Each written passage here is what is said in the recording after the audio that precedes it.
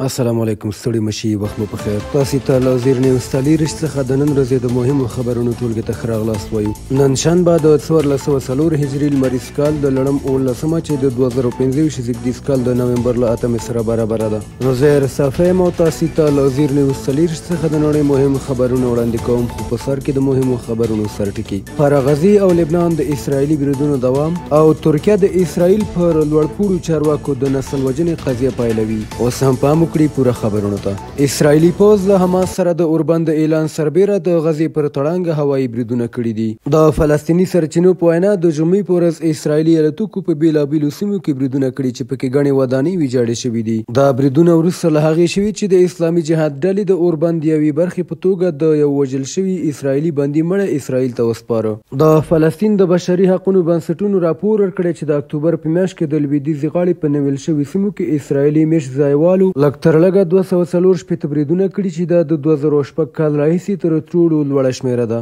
د فلسطیني وکیل او بشري حقونو فعال محمد دهله په وینا میشت ځایوال د جګړو پر مهال د فلسطینیانو ځمکې غصبوي او د هغوی د ایستلو هڅه کوي. نوموړی وایي اسرایلي ادارې د میشت ځایوالو تاوتریخوالی پټوي، نه یې محاکمه کوي. ورته مهال بیا په ملګرو ملتونو کې د بشري حقونو ځانګړي راپور ورکوونکي فرانچسکا البانیز د اسرایل استازي د سپکاوي په ځواب کې ویلي، تاسې د نسل وژنې په تورن یاست. که زه د جادوګرې په نوم یادېږم دا مې منلې ده. که جادو مې کولی ستاسې جنایتونه به مې پای ته رسولي وای. له بلې خوا د لبنان د ملي خبري اجانس د راپور له مخې د اسرایل بې پیلوټه الوتکې جنوبي لبنان کې پر یو موټر برید کړی چې 2 تنه وژل شوي او 100 نور ټپیان دي.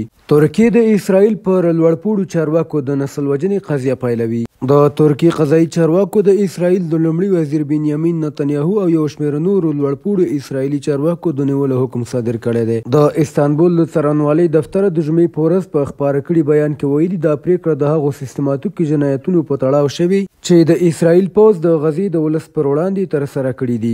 د څارنوالۍ له معلوماتو سره سم د نیولو حکم په ټولیز ډول د 30 اسرایلي چارواکو پر ضد ورکړل شوی چې پکې د نتنیاهو ترڅنګ د دفاع وزیر، د ملي امنیت وزیر او د پوځ لوی درستیز هم شامل دي. د ترکیې قضایي ادارې ویلي دغه کسان د هغو کړنو له امله تر عدلي تعقیب لاندې نیول کیږي چې د نړیوالو قوانینو له مخې د انسانیت ضد جرمونه بلل کیږي. په ورته وخت کې بیا د اسرایل د بهرنیو چارو وزیر ګیډون سار دا تورونه بې اساسه او د ترکیې د ولسمشر رجب طیب اردوغان سیاسي او تبلیغاتي اقدام بللی دی. دغه اقدام د ترکیې او اسرایل ترمنځ د اړیکو په لا زیات کړکېچ بدل شوی او شنونکي وایي دا به د دواړو هیوادونو ترمنځ سیاسي تاوتریخوالی نور هم ژور کړي. پر اوکراین د روسیې پراخه بریدونو کې 11 اوکراینیان وژل شوي دي. پر اوکراین د روسیې تازه بریدونو کې لږ تر لږه 11 کسان وژل شوي او ګڼ نور ټپیان دي چې ځینې سیمې د برېښنا هم بې برخې شوي دي. د اوکراین پوځ ویلي روسیې تېره شپه د هوا، ځمکې او سمندر له لارې 503 بریدونه کړي چې 45 توغندي او 458 ډرون پکې شامل وو. په زاپوریجیا، خیرسان او ډنیپرو سیمو کې د استوګنې سیمې او د انرژۍ تاسیسات په نښه شوي چې له امله یې ښځې او ماشومان هم ټپیان شوي دي. ولسمشر ولادیمیر زیلنسکي له اروپایي ټولنې د له سختو بندیزونو غوښتنه کړې او ویلي دي چې د روسیې بریدونه ښکاره جنګي جنایت دی چې فشار باید پرې زیات شي. د اوکراین په پوکرفسک ښار کې کوڅه په کوڅه سخته جګړه روانه ده او د اوکراین پوځ هڅه کوي د روسي ځواکونو پر وړاندې مخکنۍ کرښه وساتي. او د پای خبر دا چې فلیپین د فینګ وونګ طوفان تر اغیز لاندې کالماګي تر 200 ډیر کسان وژلي. فلیپین لا د کالماګي طوفان له تباهي ونه دی راګرځېدلی چې یو بل ځواکمن طوفان فینګ وونګ یې د هېواد پر لور روان دی.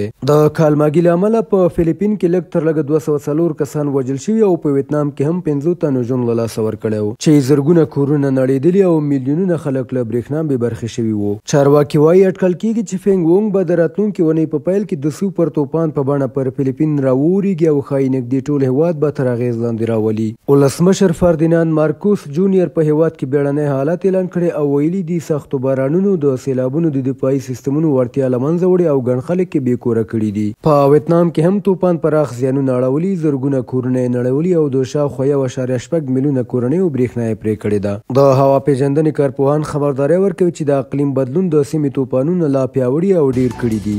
بهرني خبرونه همدومره و. د کورنیو او سپورټي خبرونو لپاره زموږ پاڼې وڅارئ. په خواله رسنیو فیسبوک، انسټاګرام، ایکس، یوټیوب او ټیک ټاک زموږ خپرونې خوښې او موږ تعقیب کړئ. ادرس یې زیر نیوز 24 تر سبانۍ خپرونې ښې چارې.